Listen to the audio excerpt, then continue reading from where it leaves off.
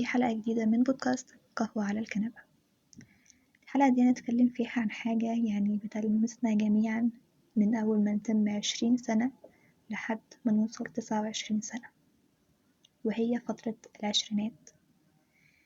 فترة العشرينات هي رحلة البحث عن الذات واكتشاف الحياة، أو برضو إن هي عقد التحديات والفرص. العشرينات مش مجرد فترة في حياتنا، أو مش مجرد أرقام نكبر بيها كده وخلاص، مش زي قبلها خالص ولا زي بعدها. فترة مختلفة عن اللي قبلها وعن اللي بعدها من أول ما بنتم 30 سنة. المرحلة دي بنبدأ إن احنا نخطط فيها للمستقبل، بس للأسف بناخد كده صدمة في الواقع اللي قدامنا، إن هو مستقبلنا أو أحلامنا تتعارض مع الواقع، ومش هنقدر إن احنا نحقق كل حاجة احنا بنتمناها. لأن طبعا كتير جدا مننا بيبدأ مرحلة العشرينات وهو عنده توقعات لوظايف رائعة وحياة مثالية وفلوس وعربيات وحاجات كلنا عارفينها، ولكن في النهاية بيجي الواقع المؤلم اللي بيصدمنا ويخلينا كده يحصل لنا نوع من الصدمة، إن هو لأ، الموضوع مش بالسهولة دي. هل أنا دلوقتي شخص مثلا في بداية عشريناتي هبقى نفس الشخصية ونفس الشخص في آخر العشرينات؟ الإجابة طبعا لأ.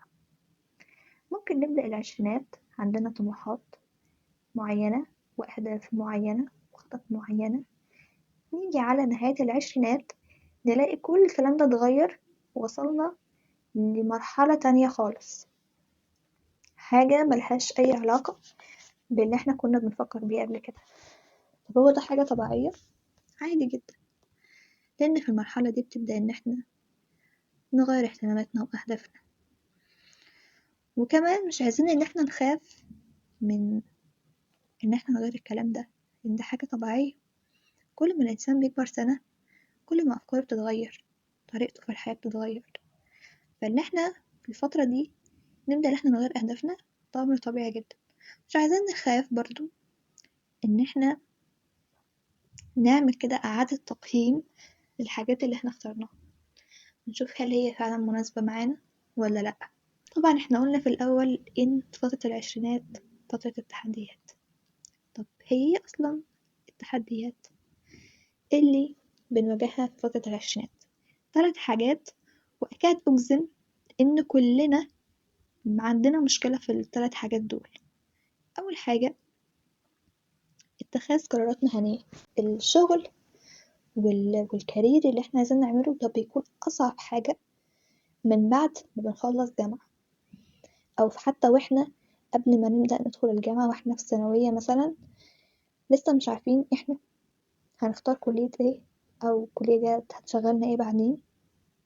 الموضوع ده بيبقى صعب جدا، لأنه بيتكرس عليه باقي حياتنا. طبعا كان في كده جملة كنا بنسمعها زمان في تالتة ثانوي، إنه تالتة ثانوي هي تحديد مصير. تحديد مصير بمعنى كلية اللي أنا هدخلها هي اللي هتحدد مصير حياتي بعدين هيكون عامل ازاي، أو شغلانتي بعدين هتبقى عاملة ازاي. طبعا الجملة دي هي مش صح 100% ومش غلط برضو. هي مش صح ليه؟ لأن في ناس كتيرة جدا ممكن تدخل كليتها وتخلص وتجيب تقدير وتروح تشتغل في حاجة تانية خالص وتنجح فيها وتستمر فيها عادي جدا. تاني نقطة وهي إدارة الوقت، إن احنا عندنا مشكلة إن احنا مش لاقيين وقت إن احنا نطور من نفسنا، أو إن احنا مثلا ناخد كورسات جديدة تفيدنا في مجال شغلنا. مش عندنا وقت أصلا إن احنا ندور على شغل. ده طبعا بيندرج تحت حاجات كتيرة، لو طبعا في مثلا الناس بدأت إن هي تتجوز واللي بيخلف واللي بيعمل، فبيبدأ إن هو أصلا بينحدر في مكان تاني خالص ما بيبقاش فاهم هو بيعمل ايه، بس هو ماشي احنا عايشينه، هنعمل ايه بعد كده بقى يا ربنا يسهل. وتالت حاجة برضو، دي اصعب حاجة، وبرضو ان انا يعني بأكد 1,000,000% ان كل اللي في فترة العشرينات بيمروا بالحاجة دي، وان احنا نحافظ على صحتنا النفسية. كمية ضغوطات وتوتر وقلق، خوف من المستقبل، والبكاء على الماضي، مش عارفين هنعمل ايه في الحاضر، والكلام ده كله في لخبطة كده في صحتنا النفسية. وتلاقي كده جملة مشهورة جدا: انا عندي اكتئاب، انا مكتئب، انا مش عارف ايه. ممكن يكون اصلا هو مش عنده اكتئاب ولا حاجة، بس اللخبطة اللي بتحصل في الحياة هي اللي مأكدة أو هي اللي مبينة إن أنا في عندي اكتئاب، لأن أنا مش عارفة أتخذ قرار، مش عارفة أوصل لحاجة معينة، بالتالي ببدأ أشوف نفسي إن أنا عندي اكتئاب. هنا بقى برضو نقطة يعني غريبة شوية، بس هي مش غريبة. العلاقات في العشرينات أو الصداقات، هنلاقي إن إحنا لما ندخل الكلية بنبدأ نتصاحب على ناس جديدة، وإذ فجأة لما آخر الامتحانات يجي نتخرج، كل واحد فينا بيشق طريقه ويروح في المكان اللي هو بيروحه. وبعد فترة إذ فجأة برضو نلاقي كل واحد بقى في مكان، وانقطعت الاتصالات وانقطعت المكالمات، ومن الصعب جدا إن أنا ألاقي حد لسه فعلا إن احنا نكون أصدقاء مع بعض، لأن طبعا في الفترة دي بيكون في صعوبة إن احنا نحافظ على العلاقات بتاعتنا أو على أصدقائنا، لأن طبعا بعد التخرج كل واحد بيركز على أهدافه وحياته وكاريره وشغله، فبننسى كده إن في جانب اسمه جانب صداقة أو في جانب بشري حوالينا. يعني نحاول نحافظ على أي صداقات متبقية من الجامعة باللي احنا نتواصل مع بعض دايما، أو حتى يعني كل فترة، أو اللي احنا خلاص يعني ايه، خلاص الصداقة خلصت مع الدراسة. فترة العشرينات هي فترة اكتشاف الذات والشغف. طبعا زي ما قلت في البداية إن أنا ممكن اهتماماتي في بداية العشرينات تختلف عن نهايتها، ولكن في حد ذات الفترة دي إن هي فترة اكتشاف للذات والشغف والحاجة اللي أنا عايزة أعملها فعلا. زي مثلا شخص مثلا بدأ إن هو بعد ما اتخرج اشتغل في شركة معينة، لكن برضو هو بيشتغل في وظيفة كويسة وبيقبض كويس، ولكن مش مبسوط ليه؟ لأنه عنده شغف اتجاه حاجة تانية، إن هو مثلا يصور، فراح ساب الشغلانة اللي هو كان شغال فيها وراح اتجه لشغفه، وهكذا. لأنها طبعا فترة غريبة والواحد مبقاش فاهم نفسه فيها ولا فاهم هو عايز يعمل ايه.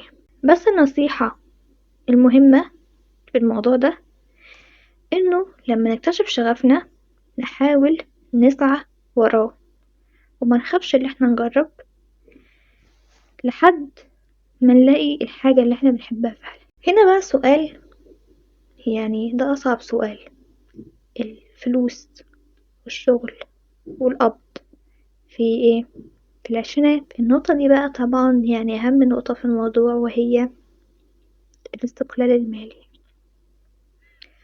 طبعا مين فينا مش حابب ان هو يكون عنده استقلال مالي ويكون بيشتغل ويقبض فلوس كويسة ويقدر يعيش بيها زي ما هو عايز؟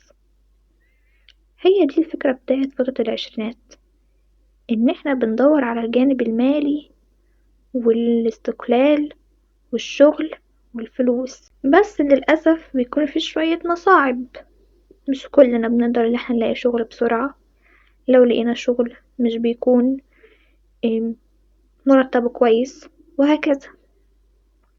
ولكن النصيحة الأهم في الفترة دي وهي الادخار. مش كل ما اقبض مرتب اروح اخلصه هنا وهنا وهنا، لأ، هاجي بعدين وهندم. لازم يكون في عندي مدخرات، لازم أحس إن أنا بعمل حاجة في حياتي، وإن الحاجة اللي أنا بحوشها دي هتنفعني بعدين، لأن طبعا أي مدخرات صغيرة هتعمل فرق كبير بعدين.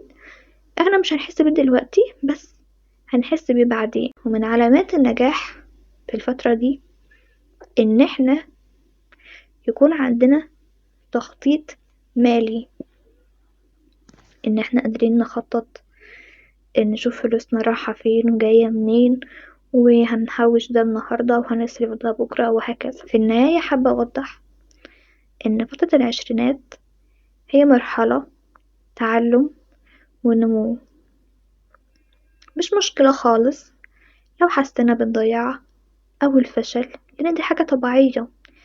زي ما قلنا إن دي مرحلة اكتشاف الشغف. ناخد وقتنا عادي في اللي احنا نكتشف نفسنا، وما نخافش اللي احنا نفشل، ونحتفل بنجاحاتنا الصغيرة. وخليكم فاكرين برضو إن كل تجربة بنعملها أو كل حاجة بنتعلمها بتضيف حاجة جديدة لرحلتنا في الحياة أو في رحلتنا في مرحلة العشرينات. وكمان مرحلة العشرينات دي مرحلة لو استغلتها صح هرتاح بقية حياتي في التلاتينات والأربعينات والخمسينات. لو ضيعتها هندم على كل سنة ضاعت فيها وأنا ما عملتش حاجة فعلا تستحق اللي أنا أعملها. وبس كده، هي دي كانت حلقة النهاردة، بتمنى تكون عجبتكم. متنسوش تعملوا لايك للفيديو وتشتركوا في القناة، واستناكم الحلقة الجاية على خير. كونوا بخير، إلى اللقاء.